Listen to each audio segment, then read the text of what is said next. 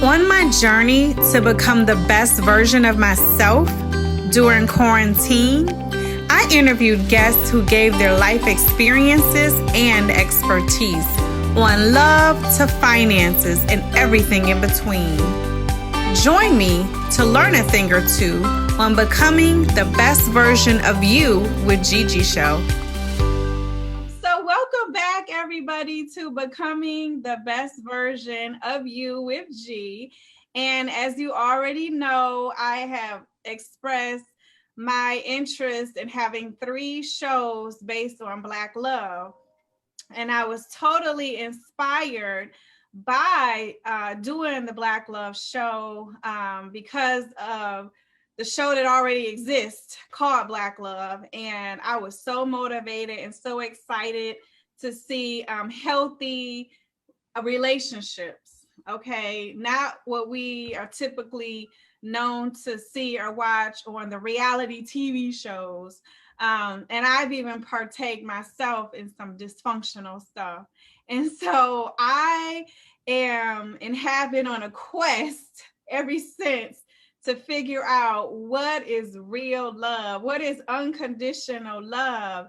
And so I've been on this quest, interviewing different couples, asking the question of how'd you do it? What works for you? What doesn't work for you? What advice would you recommend or give to single people who are wanting and ready to get married, and those who are currently married who want a better relationship with their spouse?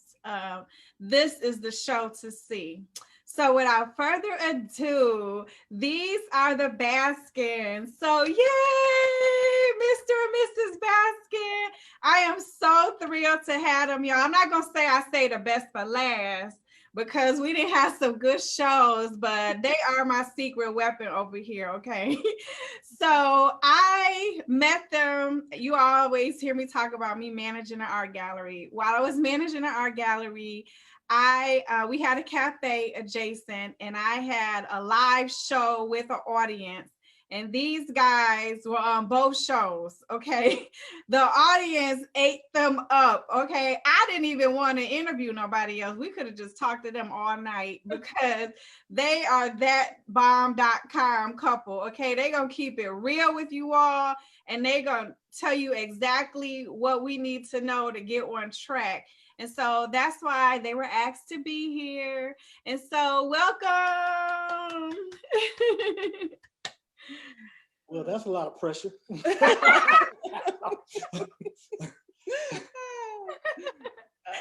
No pressure, no pressure. Y'all got this. Y'all got this. So we're gonna just jump right into it. How long? Oh, okay. Let me explain too before I forget. I'm actually pressuring them into going to business with me to do home makeovers, because this dynamic duo over here, look at Mr. Baskin eyebrows, Mr. and Mrs. Baskin, they decorate so beautifully. Oh my gosh, do you see that background? Y'all, one day we just gonna take a tour of their house because they really have a gift. So okay, anyway, let me quit plugging. Let me quit plugging their skills. But people things you can plug for me also. Okay, we gonna plug it all on this show. So we'll do that at the end. Okay, so let's get into it. How long have you guys been married? We have been married for 40 years. On July the 5th of this year, we hit 40 years. 4, do y'all hear that? 40. Wow.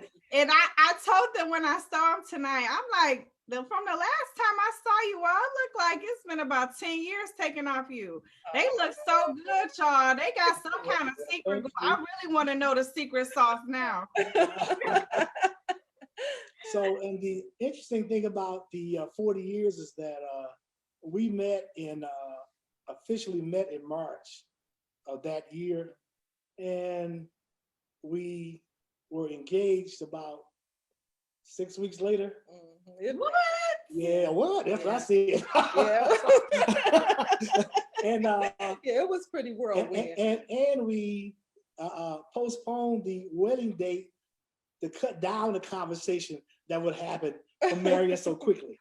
Yeah, we did. Okay, okay. We don't recommend the way that we did it. We tell our kids don't do that. Don't do that. No, don't do that. So you gotta go there now. So let's start the story off. Okay. So where did you guys meet? So he came to my church on a Tuesday night or Wednesday night Bible study. Bible study. And he said that he did not see any other chairs. The room was half empty, but I promise you, the only chair I saw open was next to her. Look, Shirley. And I sat down next to her, and you know the preachers, they always say, turn to your neighbor and say, dot dot this and that. Okay. Yes. So I turned to her, and I am blushing like a 3-year-old. He was so cute.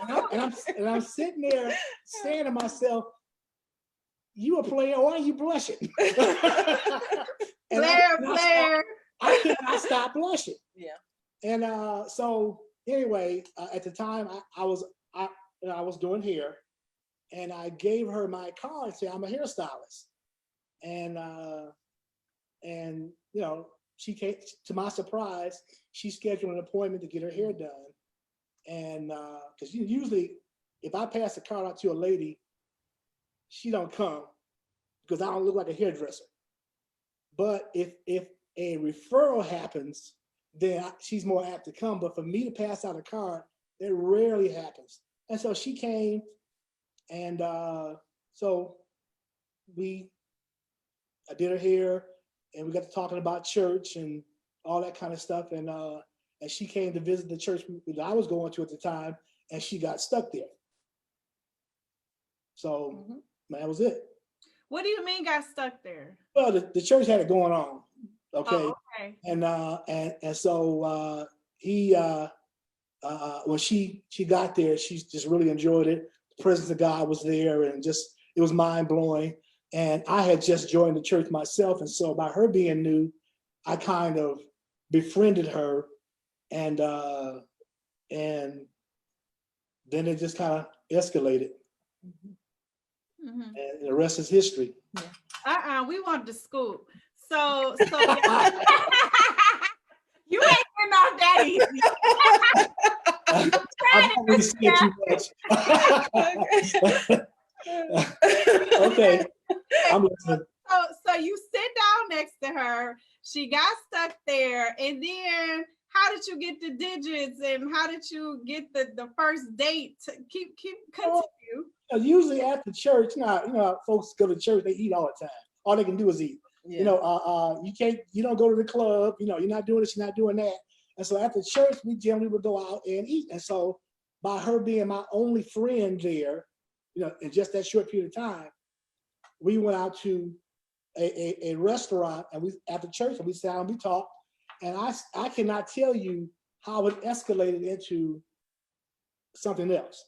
Yeah. I don't remember. Yeah. And so I remember my proposal was so, as a matter of fact, we were just sitting there talking. I said, well, we can get married and and so that was it. No on the knee, no flowers. It was just very as a matter of fact. Okay, so it's still some holes in it now. Hold on. Right. So wait a minute. So I want to know, you said you guys were together 6 weeks before you got married? No, we met in February. We met in February, March. February, March. Let's say March. We met in March, and then we got married in July. And we put it off from June to July. We put it off from the last week in June. No. It was the first week of June we put it off, because we couldn't. And then that last week in June, some friends of ours got married, and that's why we pushed it back again. So if we had just jumped into she's it, looking at us.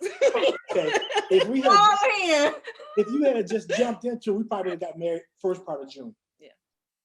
So that's not the norm, obviously. Clearly.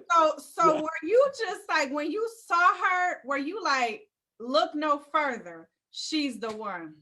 How did it get from? I was the one. She told me she was the one. That's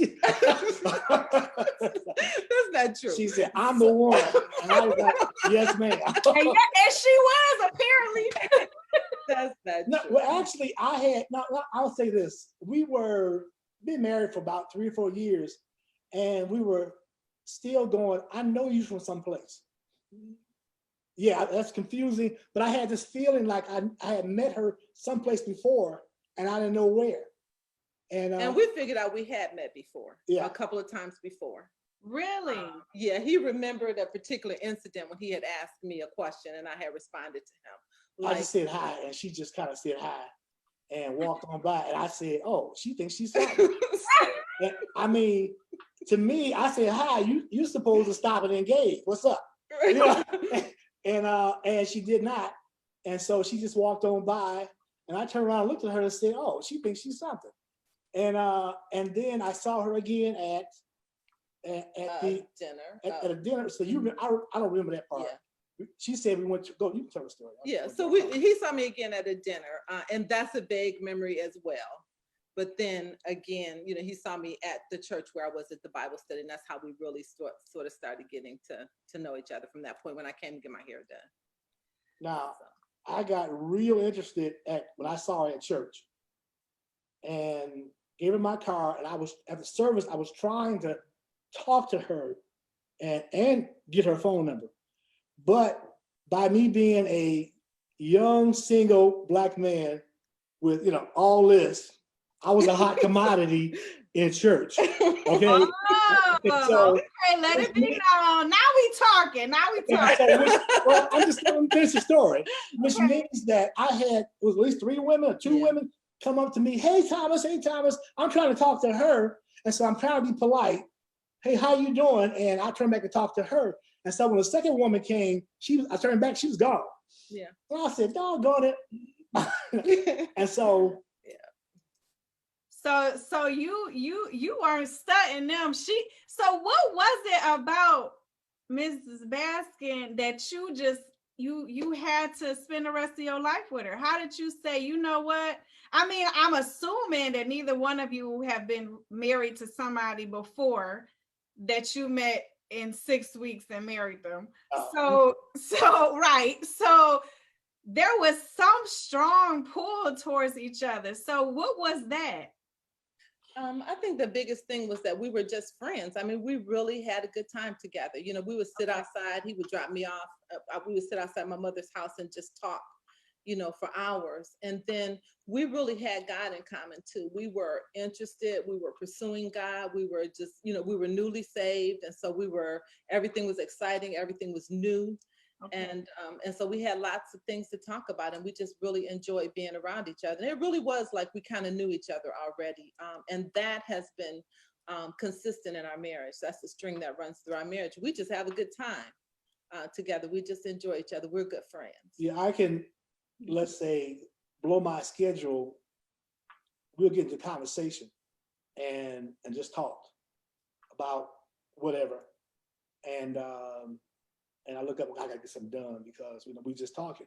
And mostly the days that we get caught up in is Saturday and Sundays because she's off work, and we'll just sit around and talk or go do things. Come visit the art gallery. Yeah.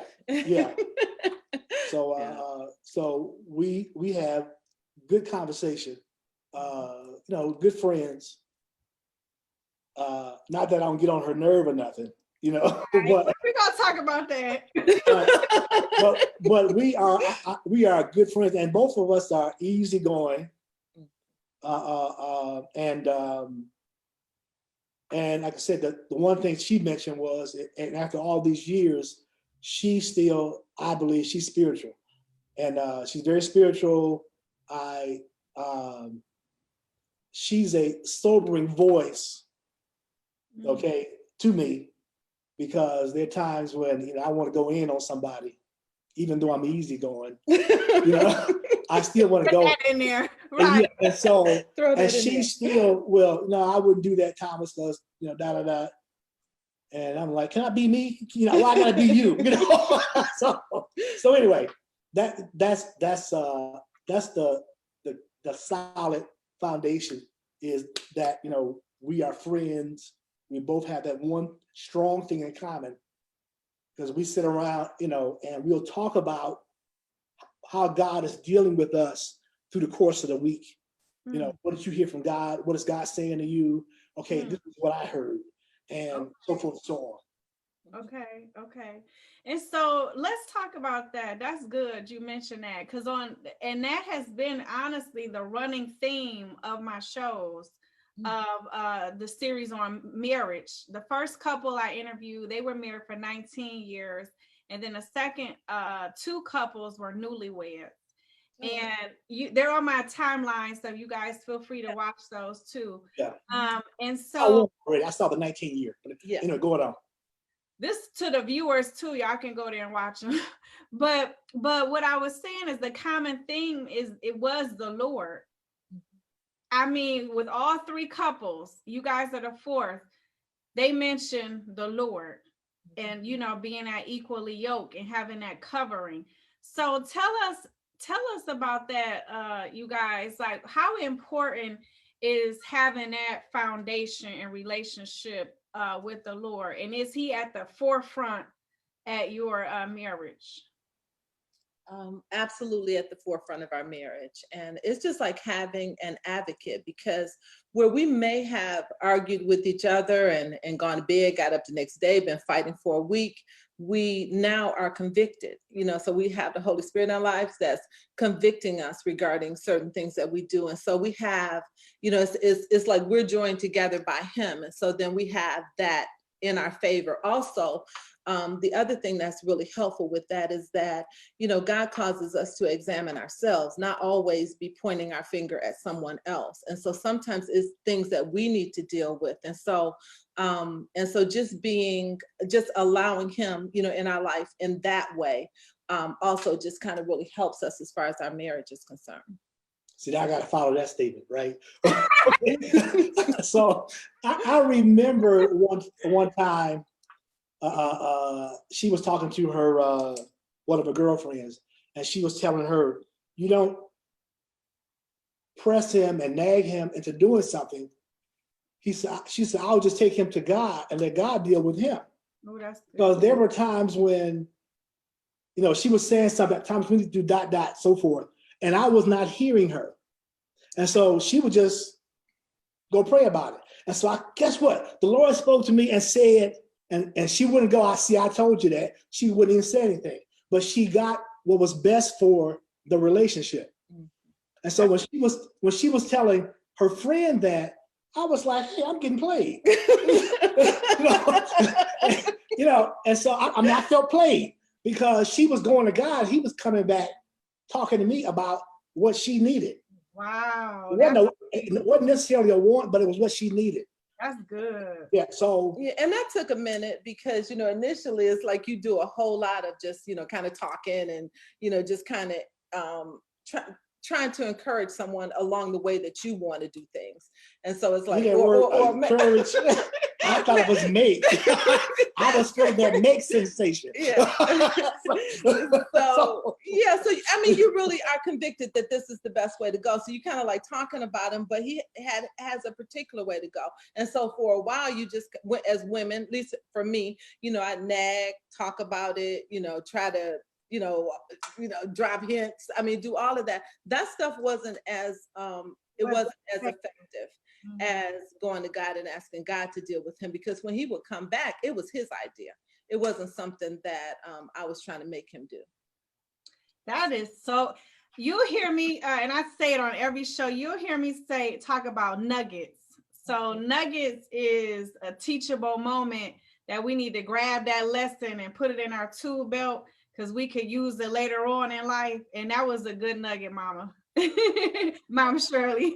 let me also add this. See, it's another thing to go to God and say, make him do so and so and so and so. Okay, we don't want to do that. what we want is, Lord, show me myself. How can I change to influence him or her into bringing this, doing what's best for the marriage? Because I got the saying that there's your side, my side, and the side of the marriage. It's what you want, it's what I want, and it's what's best for the marriage. And so sometimes when you make a sacrifice, you're making a sacrifice for the relationship and not for your own personal gain. We don't have to always be right. We don't have to always win the arguments. Sometimes we have to back up and say, okay, then, you know what? I need to consider what I'm doing. I need to make some changes, because if it's going to effectively, if I make changes and it's going to be a benefit to her, then I need to get into the habit of practice deferring her over myself. That's so good. And so if I do that, then, you know, she's going to be happy or feel loved, I should say, put it that way. So you guys got 40 years in the game. So I'm sure if it was like this, then we really need to write a book if the answer is yes. But I want to know, did you guys start off that way? Because that's a real maturity, and that's a good a selfless mannerism in a relationship, you know. And a lot of marriages, they don't have that. Somebody always feels like they're doing more than the other. Go on. Go ahead. Well, in all honesty, it's usually the woman, even though the man is supposed to be the visionary, the stronger one, it's usually the woman that's carrying the weight of the marriage. You know, she cleaning and cooking and all that kind of stuff. It took me some years to get to a place where I'll cook. You know, we pretty much equal in the cooking. Mm-hmm. He cooks more than I do right now. And you know, it took a minute for me to get to a place where I volunteered to clean. Okay, so all those things make a difference. Those are the love language. Okay, we go with that. Oh, that's so good. I'm glad you mentioned that love language. So playing on Spotify. So that's okay. That's all Google talking. It's tripping. You know? Listening to us, spying on us. Yeah. So it sounds like you evolved into being the way that you are. And it seems like the Lord is the key factor. And what I had to learn too in my journey of my different relationships, good and bad, was that compromise, trust, and faithfulness and respect, how important those things were, especially respect for a man, for sure. And then ladies feeling loved. And I learned that when you, for guys, respect is here, and then love is here with a woman. And then everything else flows from that, you know. Good preaching. That's a good word. Yeah, because that's what I saw in the Bible, you know, because I didn't know, you know. And when you talk about love language, that's the base right there. You like, okay, first respect him. Okay, now let's see what his love language is. And there's several, if you guys don't know, several different love languages. And I also had to learn that just because my love language is affirmation, somebody else's may be verbally, like, I need you to say that I love you every day. I should say mine is actions. I want to see the actions behind it. Another person might want to hear the words often. And so you can cross wires. I can keep doing and doing for him, but if that's not his love language, he's not feeling that love. He needs me to tell him verbally, I love you regularly, if that's his love language. So you have to get with your mate and figure out let them tell you what their love language is. Because you might all this time, hopefully you don't have 40 years under your belt like they do, to figure out all this time I've been speaking the wrong love language. So if you made it 40 years, I'm sure you figured something out. But so I'm glad you mentioned that Mr. Baskin. So let's move on to you guys ended up having children. You have two, right? Two. Yep, a girl. Okay. Yeah. So how did life change after you had kids? Were you guys still courting each other and then, you know, being mama and papa, or was it all just blended all in together? Because it's hard to keep that relationship going after the kids leave the house. Mm-hmm. So what was the magic trick for that? You want me? Oh, okay. Well, we had gotten married, and then 9 months later she got pregnant, and then 9 months later she had my daughter, or she had our daughter. And so if I had to do things all over again, I may have waited a little while longer, just a little while, because you know I just absolutely adore my daughter, you know. But I may have waited a little while longer. Things kind of changed a little bit because you know she was doing the morning sickness, and we had so much going on. I had just started doing hair, you know. She wasn't really working, and a bunch of dynamics. So we were caught up in the business of living, if you will. So yeah, that's pretty much about it on that. What do you? Yeah, so I'm trying to tell me what your question was again regarding it. Were you asking what happened later or what happened earlier? So when you have children, so you guys are in love, okay? Mm-hmm. Clearly 6 weeks, y'all definitely feeling something. So 9 months, you know, so within that year, you know, you guys have a little girl. And so sometimes, you know, when you have kids, things might shift a little, like your focus on each other's relationship. And then, you know, I know a lot of time moms will get, you know, really pulled into that motherhood and maybe not spend as much time with dad as she used to, or maybe not go on date nights like you used to, or just whatever the variables are that come up in a relationship when you have children. You guys, the kids have been out of the house for how many years now? Long time. 20 years, maybe? Not quite that long. No, not 20. 5, 10, something like that. Let's see. 5, 10. 2001, my son left. So yeah, it's been like 19 years. I mean, since the last one went off to college. So yeah. I mean, they were in and out the house and you still on campus and all of that kind of stuff. But for me, I really did have to sort of figure out what to do with my hands after my kids left. It took a while because, you know, it's like, okay, I don't have a doctor's appointment. I don't have a PTA meeting to go to, nobody's soccer, basketball, whatever, all of the things that they were tied up in, you know, when they started to really, you know, after those first couple of years of college, they started to really be away from the home, be completely away from the home. It was a challenge. It just took a minute. I mean, I just had to work my way through it, you know, pray. She was no longer Aaron and Kyle's mother. It was difficult because it was like I was Thomas's wife. I was Aaron and Kyle's mother. I was, you know, whoever I was on my job. And it took me a while to kind of figure out who I was. And then, you know, again, start to more reconnect with him because at that point it's just he and I in the home. But then after a season of that, it got to be really fun. Yeah. Because I really just figured out we can do whatever we want to do. We can do it whenever we want to do it. And you know, it took a couple of years for that. But after that, I mean, we just started to really spend more time with each other. I started to figure out what some of the things were that I like to do, and I started to do those things. And I'm going to throw this out here, toot my own horn. There were a couple of seasons in our relationship where I say this, that women hit a certain age, they begin to take inventory of who they are.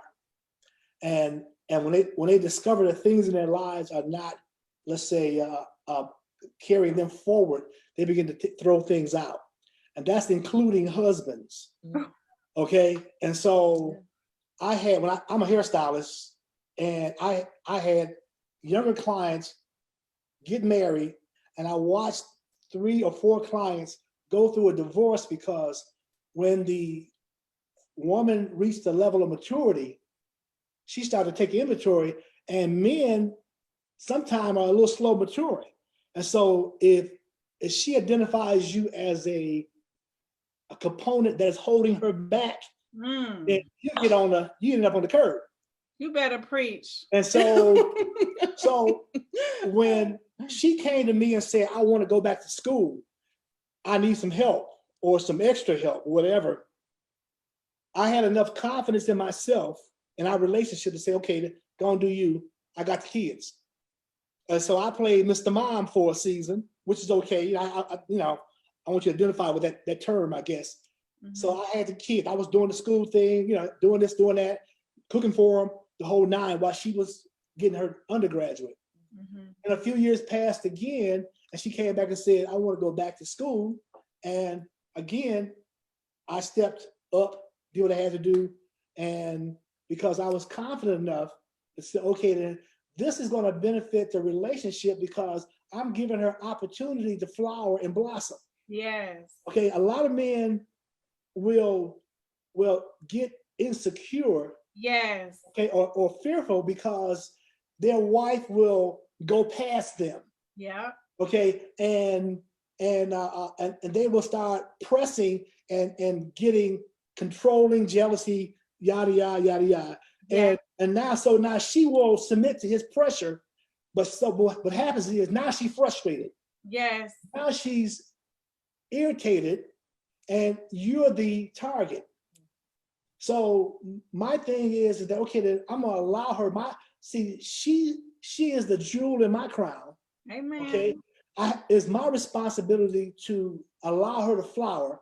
Okay, she's the scripture in Genesis talks about the woman and the man. The woman is the one with the womb, the man with the womb. Okay, and what I put in her is what I'm gonna get back. That's so good. So I put frustration in her and neglect, I'm gonna get that back in droves.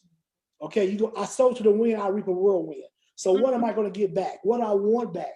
So I'm talking to the fellas. So if your wife is not responding to you the way you desire her to respond, you look at yourself because she's only putting out to you what you put in her already. That's so good. That's so good. Y'all see why I asked him to come out here last? Ooh, that's a good nugget. That's plural nuggets. Oh, that was so good. That was one of my questions, but you hit it right on the nail. That was good. That is so everything. I know everything about that, have been there and done that. That is the truth. That is the truth. That is the truth. So let me ask you, what do you think are some of the issues in marriages or the dating scene? And we've talked about this before.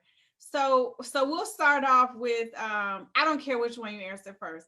So what do you think that is, like I said, is the issues with current relationships or those who have gotten married to a hot mess? What would you say to them? Okay. So this is what I think.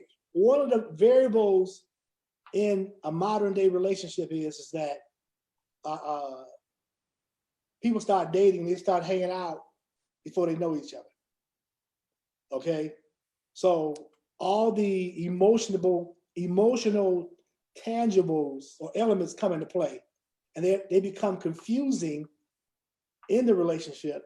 You start to develop soul ties, okay, in the relationship before you get to know them. That's so right. And so now when you find out that he is currently under some non-negotiables, now you pick out your list of, I want this, I want him to be 6'3", dark with pretty teeth and that wavy hair, all that stuff, and muscles, all that stuff. Those are things, good job. You start picking these things out, right? And itemizing these things, but then you hang out with somebody that has none of those qualities, but you are tied up emotionally with that person. Mm-hmm. And so now you look up and you find yourself in a strange land. wondering how did I get in this relationship? And I can't stand him because he eat with his mouth open and he do this and he don't bathe. All the not, the stuff that, trust me, it happens. Okay. And so, and that goes the other way around too. You hang out with somebody and you get caught up emotionally from the male perspective, and you marry her and you find out that she's never behind you. She never has your back. She don't want nothing. She becomes that dead body that you are dragging around, trying to progress in life, but you dragging this dead body because she don't want to support you. She don't encourage you. She don't take your vision and add detail to it. That's good. That sound like some of the girls who are out here taking care of men. Yeah. And some guys who see a real pretty shiny thing, and takes it for his own. And then, like you said, when the newness wear off and he done showed her off to all his friends, and then he started talking to her, really getting to know her, and he like, oh, something not adding up here. Yeah. That's what that remind me of. So would you say that about the pretty girl statement? No, don't tell. Okay, all right. Okay, all right. She's told me to keep it. Okay. Okay, we won't embarrass her. Okay. No, not her. It's she just said I'm gonna tell her anyway, so we be all right. Okay, so don't get in trouble now. Show me. So she told me this story. She said I can show you the most beautiful woman in all the world.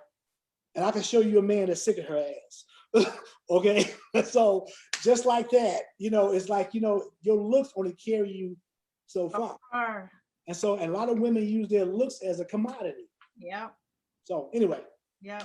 But you know what, with a guy like you spoke about who's trying to go some places. Yeah. He want, of course, something he attracted to. I know you guys are visual and we more emotional, but he want that total package. Like, okay, you look good, but what else you bringing to the table?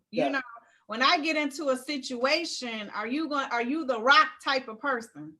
Are you that ride or die type of person? Yeah. Not because a lot of girls out here will say they ride or die to their man, but in a very toxic, dysfunctional way. I'm not gonna ride or die if you abusing me and mistreating me. You can forget that. But if you have yourself a good man, then yes, you want to add to him, and he's only going to look for women who can add to him. Yes, because he know his worth. He know what he bringing to the table. So when you have your stuff together, you attract people who are like-minded. And that makes, to me, in my own experience, it eliminates time wasting. Yes. It eliminates broken heart. Mercy dating. Yeah. And I mean, we spent a lot of time in our marriage growing up together because we did get married when we were really young, but we were open to allow God to bring some changes in our lives. And so, when people don't get married, they're separated. A good thing to do during that time when you're not married is to really start to work on yourself, really start to work on, that part of you that is not selfish, because that's one of the things that typically will cause a marriage to separate is that typically both parties involved are selfish. And so a good exercise is start to do some things for someone else, do some selfless acts, while you're waiting for someone to come along so that you can start to change, because in a marriage, you're going to have to do a whole lot of compromising. There's going to be a lot of giving. And if you don't want to do that, you won't make it. You may not make it 2 years or 4 years, let alone longer than that. Mm-hmm. That's absolutely right. And what bothers me is that, if it's your husband, especially when it's your husband, do right by him. Like, why would you? That is your responsibility. You know what I'm saying? I don't want my husband to want for anything. You don't have to go nowhere else. I got you. I got you, boo. But why wouldn't you want to do that for your husband? And then it's husbands who don't want to reciprocate and do what he needs to do for her. Because, and I guess this just maybe upbringing and past experiences, bringing old baggage into relationships, and that's another thing that we have to do away with. And I know you were talking about it before, but when you're alone and you're waiting, because I talk about girls do not chase guys are to seek you, and you don't have to go through any flips or do any tricks to get them. You just be you. And while you're being you, he will see you, the right one. And then you'll, go on from there. So what would you tell newlyweds? We did a show last week on newlyweds. What advice would you give newlyweds who are just, tying that knot? And I learned from Wikipedia that newlyweds is 4 years. I thought it was maybe 1, maybe 2, but according to them, it's 4. So what would you tell the newlyweds who are watching, who's gonna see this, the things that kept you here 40 years? What can you tell them so they can last that long or outlast it? Well, okay. The opening statement is that maybe at this point in time, you married, it might be too late. But however, is that you need to discover what the goals are. Because you want the world and he don't want nothing. That's like not gonna match. So if your goals are not similar, the word says, how can two walk together unless they first be in agreement? So he's a step back prior to newlywed. Yeah, and so but even if you're newlywed and you discover that there's some things that you don't agree on, you need to come to an understanding of the agreement.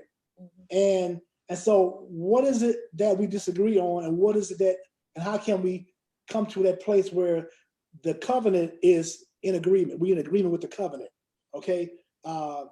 And that is the most important thing. If you got like-minded goals or intents, then that's the foundation for a marriage. Then she mentioned earlier about spending time. Understand this is that you cannot be selfish in a marriage. And so we literally in time in prayer asking God, Lord, show me my mess, show me my secret faults, because my stuff, we are blind to what's wrong with us. But everybody else can see it, okay? But we are blind. If one more person says I'm this, I'm gonna do so and so. Everybody sees your mess. You want to come to a place where you see your mess, okay? You see your junk, and you are asking God to, let me give you this, because I don't want to be the same person I was 20 years ago. I want to mature. I don't want to be the same man I was 40 years ago. Okay, I want to mature in the relationship, mature in my own life, expand my understanding about how to deal with her, how to be with her, I should say. I won't say deal, how to be with her, and even with my kids. I want to expand my understanding, my consciousness of who they are. And so having said all that, is when you want to go to your source and say, Lord, show me, because I don't want to be this way anymore. Why are we arguing? We bumping heads, and she come in the room, I get irritated, or he come in the room, you get irritated. You were doing fine, but all of a sudden now you're irritated, right? Because you have issues with each other that are unresolved.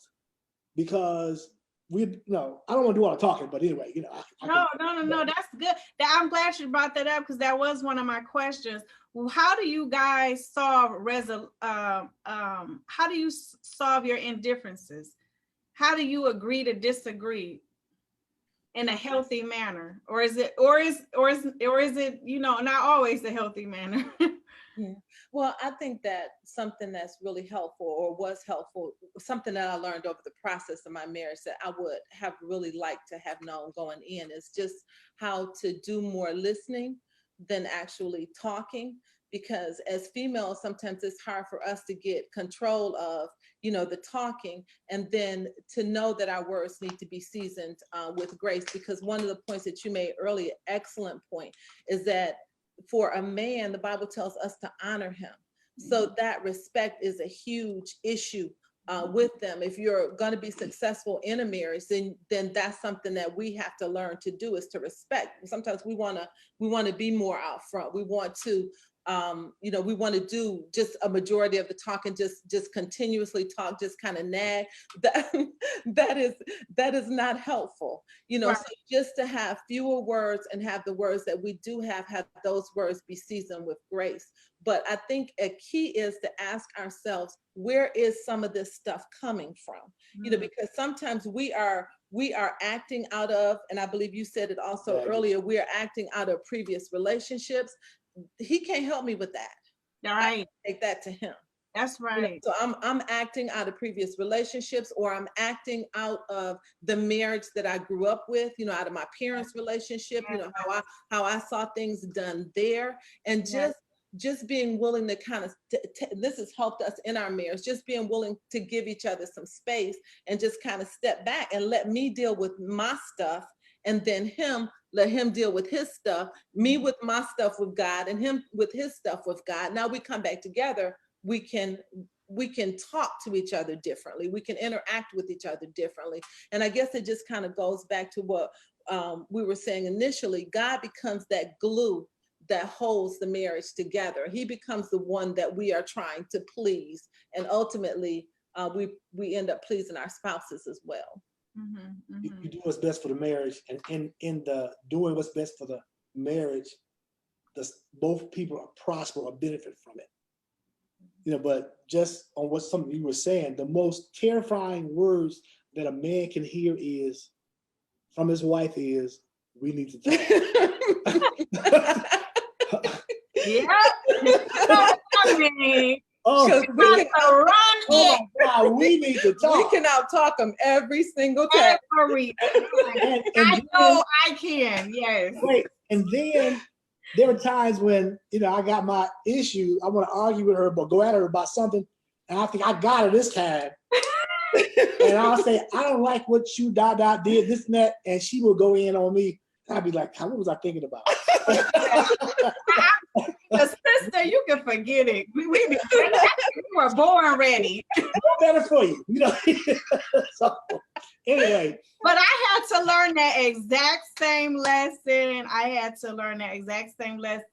I missed quite a bit of this in my first marriage. I was with him 18 years, married almost 10. And I wish that I had some of these nuggets that I know now. What would you tell your younger self? I would have told her a whole bunch of stuff, but it's all good because it made me who I am today.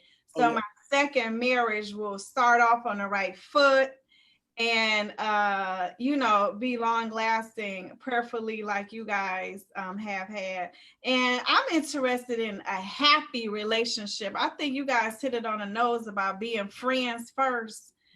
And we talked about this on the last show. That foundation is so important because, as you already know, when you're married, things happen.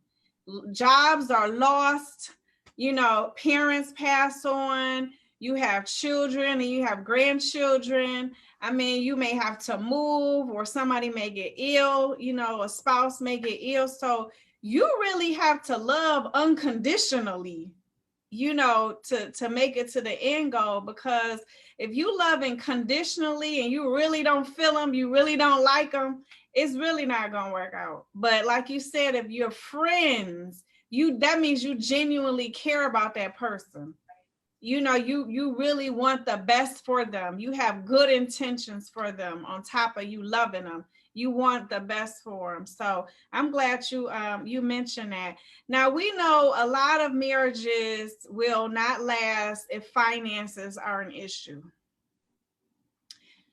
Because of your beautiful display behind us, I promise you, I'm getting them into decorating. These people are interior decorators. They just don't know it yet. Okay, I wish I could see this whole house. Gorgeous. Okay.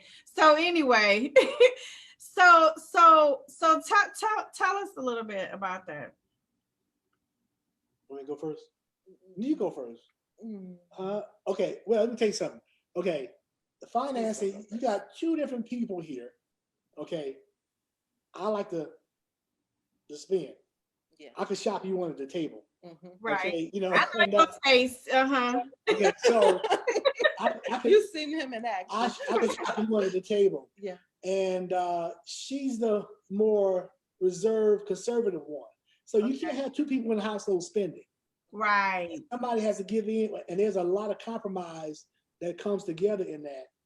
So we've had where we are resetting, rebooting, and okay, we're gonna try this again. You know, we can go on the workshops, that kind of stuff, and you know. But one of the things, even though I kind of got my own agenda, and I'll reel it in for a minute, and then I can't take it no more. You know, I have to go out and and just look. You know, so. But however, for the most part, we're on the same page because when I do photography, I do hair. My money, I was coming home and bringing it home, and giving it to her, as opposed to this is my money and that's her money. So yeah, so we've never had separate checking accounts. I know some people do that. You know, if we want to, if I think I have a savings account, like a small savings account, that's my little, whatever I play around with. But for the most part, we oh, he didn't know about that. Yeah. That's okay.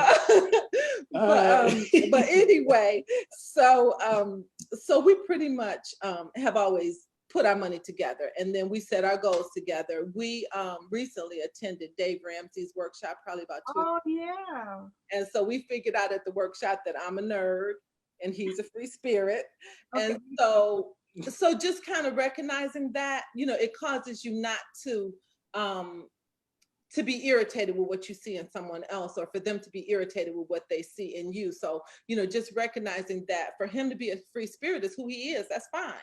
I'm a nerd. I have some benefits in me being a nerd. He has some benefits in him being a free spirit. And so what we do is that we sit down now together, like once a week or once every 2 weeks, and we establish our goals. We establish, he's about 2/3 retired, and I'm heading into retirement. And so 4/5. Yeah. So we sit down and we go over, what our goals are, what it is that we want to do, and we just kind of work toward those. So so I'm hearing a lot of partnership, a lot of compromise. And it doesn't seem like you guys have a selfish marriage from what I'm hearing at all.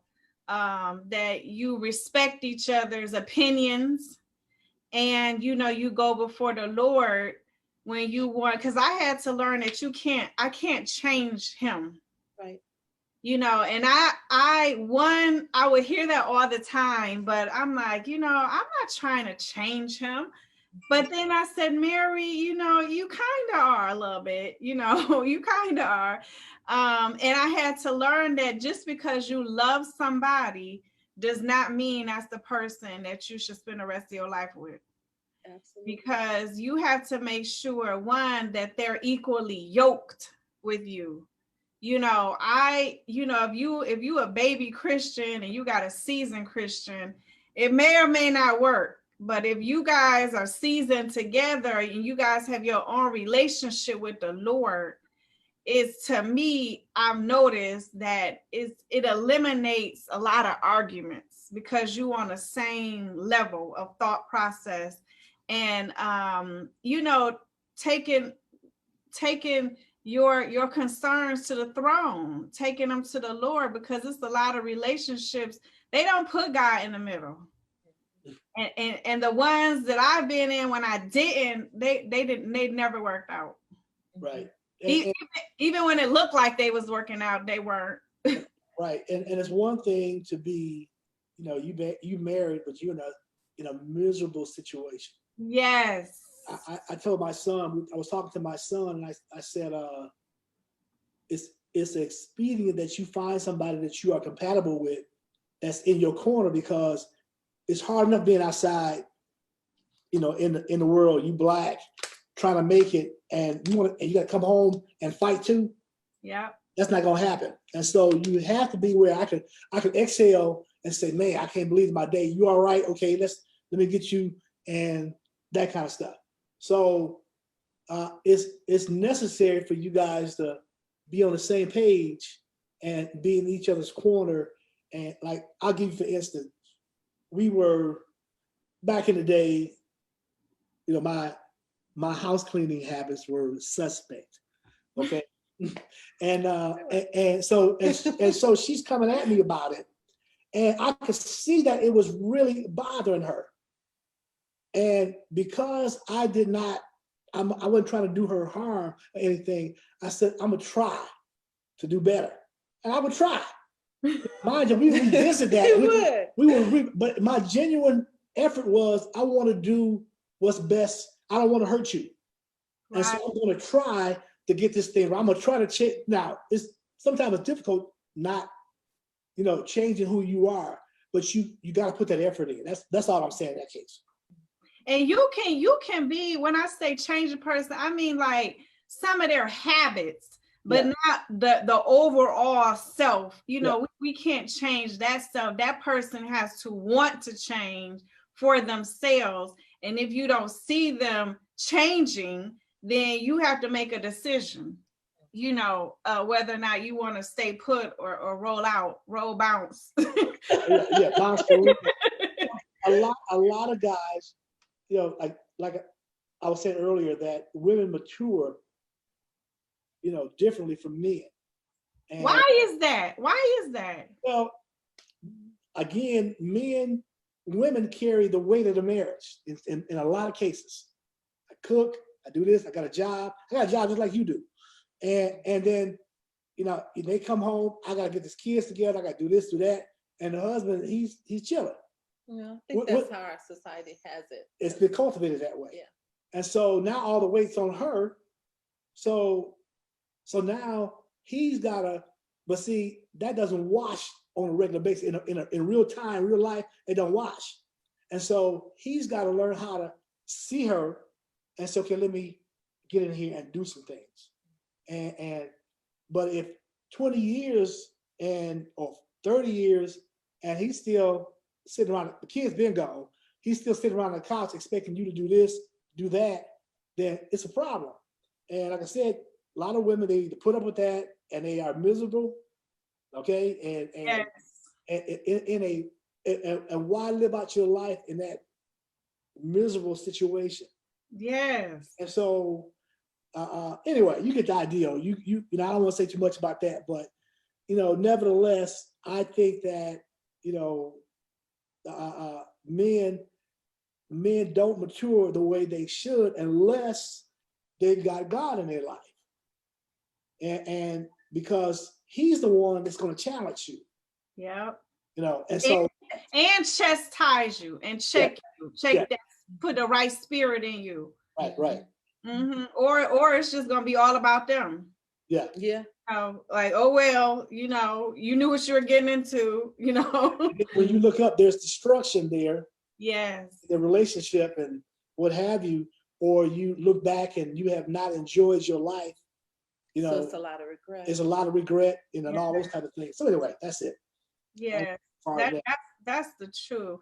So let me ask you, I got two more questions before I let y'all go. I know this hour went by quick, in case those of you who want to watch the debates, which we'll get into that on the next episode. I'm going to spend the whole month of October talking about the election.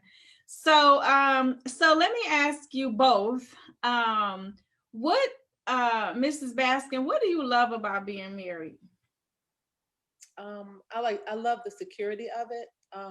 My husband has always been like protector, with myself and with my kids. He's like territorial to some degree when it comes to us, so he creates a real place of safety. Okay. And so I love that. I love the environment that's in our home. And a large part of that is because of him, because he gets up in the morning time, he's in prayer. He spends time reading his Bible. He is good to me. I mean, he is, sensitive concerning the things that I need. And that's not to say that he's perfect. We have our differences, but I just love that. I like the security of it, just the idea that I'm not with someone else, that I know this has been 40 years. So I know, what I have in him. And so I bring her coffee in the morning. Yeah, he brings me coffee in the morning. That does not hurt. And when he says that he considers if something is going on with me that I'm not pleased with, when he says that he considers it, he considers it. He works on changing. One time he told me, I was trying to get him to do something like repeatedly. And he said, Shirley, I'm really trying. It was house cleaning. It was house cleaning. It was cleaning up. And he said, I'm really trying, but every time I turn around, I'm right back to being me. So I just had to laugh because I was like, this man is sincerely trying. Just like you said, in order for someone to be someone different, they've got to want to do it. They've got to make the investment. They've got to see you as a person, you as a woman, as being valuable enough for them to want to do something different. Right. And I had to learn that. That's absolute. And the painful part is the realization that if they don't, then the girl has to make the decision to walk away, whether she, in love with him or. It will never go away. It's working for him. The relationship is working for him because she's doing everything. In some cases, I'm not going anywhere. And whereas when she hits the brick wall, enough's enough, then we got a whole different thing going on here. And when a woman fed up, she is fed up. That is it. Right. Yeah, that's it. Game over. What you say, Mr. Bass? Game over. That's Game over. Because we forgive and forgive and forgive and give chance after chance and after chance. And like you said, Mr. Baskin, about, mature women maturing a little sooner than men, is that after a while, that mature woman, she gonna be like, you know what, I'm tired now. You done wore me out, and he does not want her to get to that point if he love her, because it's hard to get her back if she just never, she might not can come back. She might just keep it moving and never, she gone. Well, this is my formula here, is that I tell men, I do a little counseling, okay? And I hear about things done in a marriage. I'm like, wow, are you trying to do permanent damage? Are you just trying to, and they say things, do things. And horrible. It just makes me scratch my head that you trying to get even or pay back or what have you. But I tell men that you got to set the pace in the household.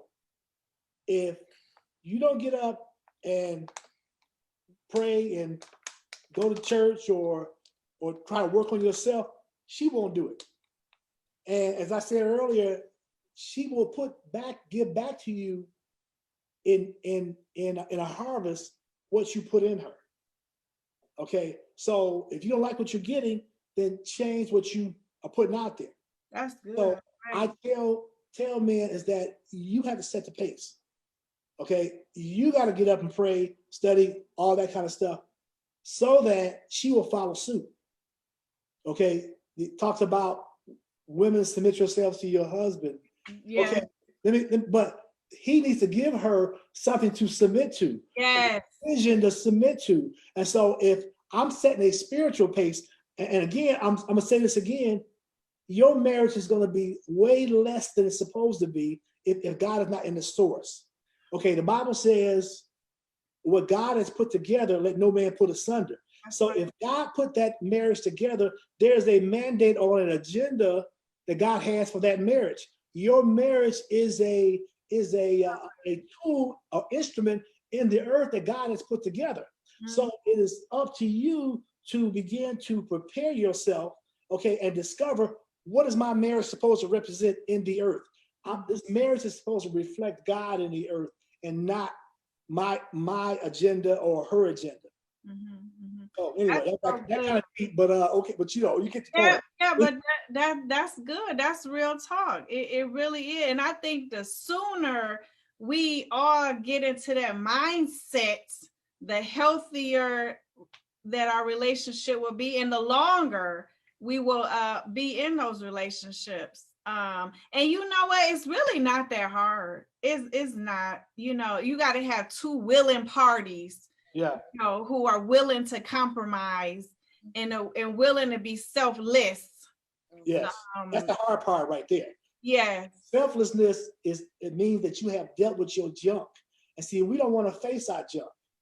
You know, if we don't recognize that we are selfish, we are dealing with insecurities, rejection, all these things that came out of our parents' household. Okay, fears of whatever. And so what happens is that these things begin to let's say rule or dictate to us how we treat our spouse. You know, you know, what do you mean by that? You know, that kind of thing. And you know, we dealing with rejection or we're dealing with shame, all those things, and it produces a toxic relationship. And so we said it earlier, you have to go to God and ask God, show me myself. Yes. Okay, and I want to give you the toxic nature. If I give you this, he said we all know this scripture, cast all your cares on me because I care for you. Yes. He said, I will give you beauty for ashes. And so we have the right to ask God, Lord, show me myself. And I'm going to cast this fear on you, or this selfishness, or this unforgiveness. Okay, because we think we've forgiven somebody. I'm going to shut up in a minute. We think we've forgiven somebody just because we're no longer angry. But that anger settles down and it's still there. And so it begins to speak and talk. And so the house begins to get, you know, toxic. You want to go out, I'm going to say this. You want to go out, and I'm trying to get all in a few minutes. You want to get it out. And you go talk to your girlfriends, or you talk to your friends about your spouse. And now you are sending those cursive words out towards him, and he begins to conduct himself, or she begins to conduct herself the way you've been speaking on her. I would never say anything negative about my wife for the simple reason I'm gonna get it back if I do that. So kind of like karma. Go. No, not karma. It's the world calls it karma, but however, it is whatever you sow is sowing and reaping. And so I speak life into my wife and encourage her, because I'm gonna get that back. You sure will. And we cannot control our mouths. We want to vent. Can I vent with you for a second? You know, this so and so, and you know what he did, and you speaking all these words of death, curses, or whatever, and then you wonder why he's acting this way, or vice versa. And the household is toxic because you can feel what's in the household. You sure can. You can feel those spirits. That's the truth. So the takeaway from that is not to badmouth your spouse to your friends or family members. Would you especially family members. Yeah, because you be back in love with them, and they'll still be hating. I learned that lesson too. That is the truth. And I know, y'all know all my lessons. That is the truth. Especially if your family love them. I done told her what this man has said and did. Next family function, they all giving them the eyeball and silent treatment. And I done forgot about the argument. I'm like, why y'all being so mean? And they like, you told us and I'm like, oh, I shouldn't have said nothing. Right. Yeah. WW again, and now they hate him. Right. And sometimes they never get back to liking them. Yeah. People get to fight and they do some dastardly stuff to each other. Yeah. So that's a good takeaway. 40 years, y'all. That's a good takeaway. Keep your business to your household, to your spouse, to your family. Now, in one instance, I was going through stuff in a relationship, and my family got on me because they said that I should have told them what was going on, that I waited too late for parents to join in and say, okay, look, you know, because sometimes the younger folks, they need some advice from their parents. Yes. So when do you think that's a good time to you don't want to gossip, but you just need a little direction? Yeah. Yeah, I think you have to consider who you're going to talk to. Yeah. You know, you have to consider, you know, if you are even as far as parents, sometimes you might need to look for another relationship. I mean, I guess that's hard to say, but another relationship to share in, because if your parents are arguing with one another, they're in a difficult marriage, you know, that kind of stuff, you might want to look for another source, just because they're going to give counsel to you out of where they are. And right. so, you know, you might want to seek out another, so that you're not laying that burden on them and having them try to navigate, you know, through it.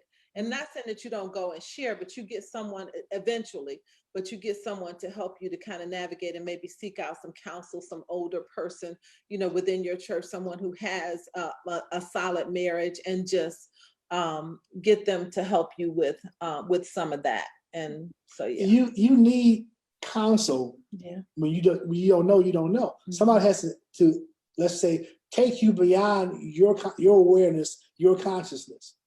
And so, like you said, you find somebody that you have confidence in, and you can confide in them, and you know your stuff is not going anywhere. Okay. And so, but however, there are times when if you got a spouse that is dealing in what I call a non-negotiable, all right, snatching and threatening and bullying and controlling, all those things, he's got you squashed, those type of that type of relationship. Yeah, it's time to talk to somebody. You know, and if they're beating you down emotionally or physically, it's time to talk to somebody and say, okay, I need some help getting out of this. Because now nobody can tell you how much you can take. Right. But my premise is, you know, you shouldn't have to take that. And if a man is bullying you on any level, he's dealing with his own insecurities. He's got his own problems. And again, like you said, you can't help him. Okay. And so, and he's not, and if he's not willing to go to God with this, Lord, help me with this, then he'll do it for 20 more years. Sure will.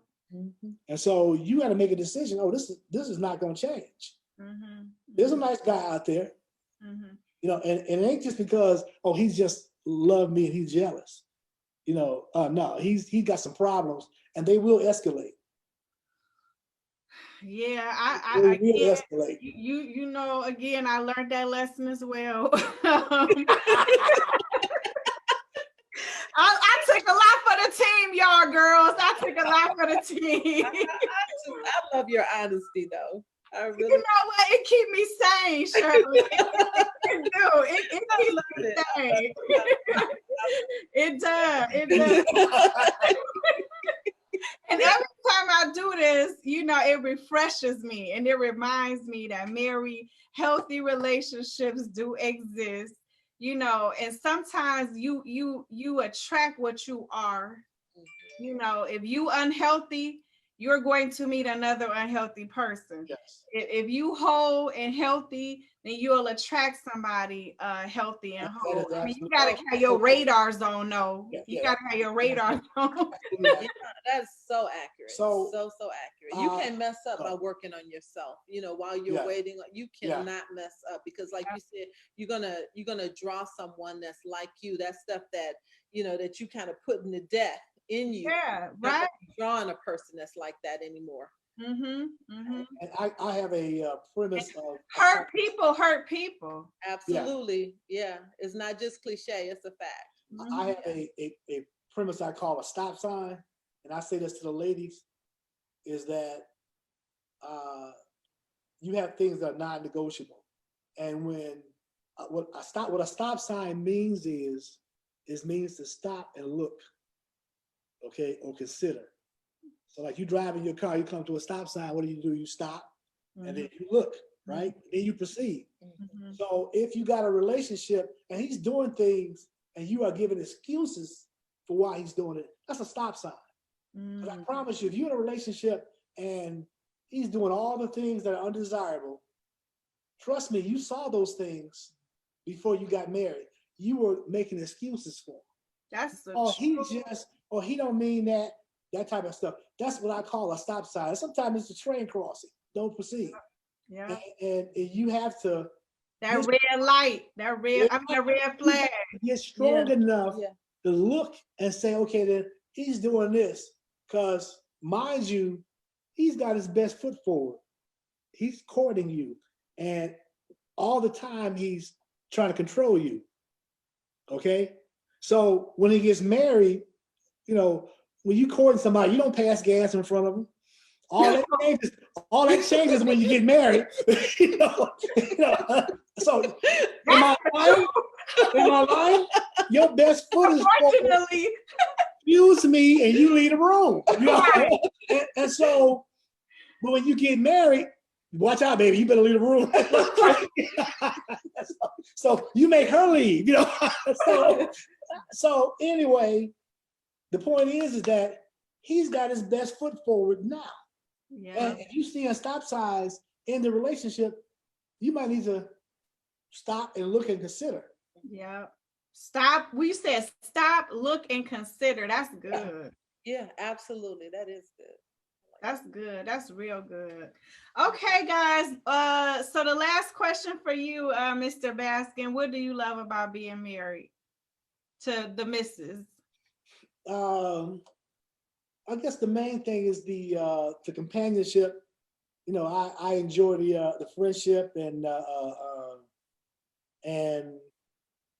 that companionship, like that talking and we talk a lot. And we sit and we talk. She's still laughing at my jokes. Okay. And so that's probably the main thing I like about it. Mhm. I enjoy it, and so she's my friend. So It's like effortless, like seamless. You just around your best friend all day. Yeah. So I'll get on her nerve. Okay, no doubt. I'll get on her nerve, but so. But she love you through it though. Yeah. I'm sure I get on his nerve too. So. Oh yeah, no doubt. No. Never. That's not. Well, that one time back in '80. Oh, y'all so cute. Not since then.